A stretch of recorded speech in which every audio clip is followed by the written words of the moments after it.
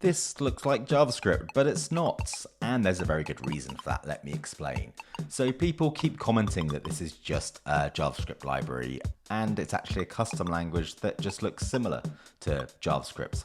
So here's the thing, if I wanted to create this like grid of squares that changes color based on distance from the center in JavaScript, I'd have to have this big chunk of code doing for loops and evaluations of colors and square roots and whatnot, and I wanted to make something really simple to use. In Loja, what does that look like?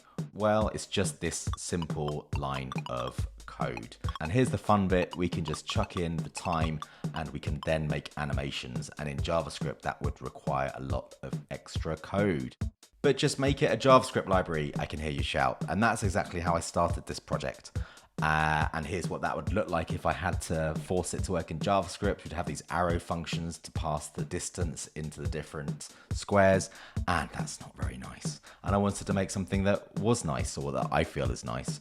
And why does JavaScript make you do those arrow functions? Well, because JavaScript executes things immediately where Loja is lazy.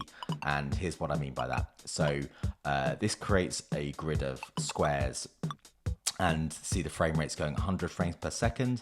Now, if I take the draw off that and crank up the number of shapes, squares generated to like a bazillion or whatever that is, the frame rate is not affected because it only does things when it finally needs to draw them as pixels. And again, that's another very key reason why this is not JavaScript, because it is declarative, which means we tell it what we want, not necessarily the step-by-step of how to do it. Where JavaScript is an imperative language, Loja is a declarative language.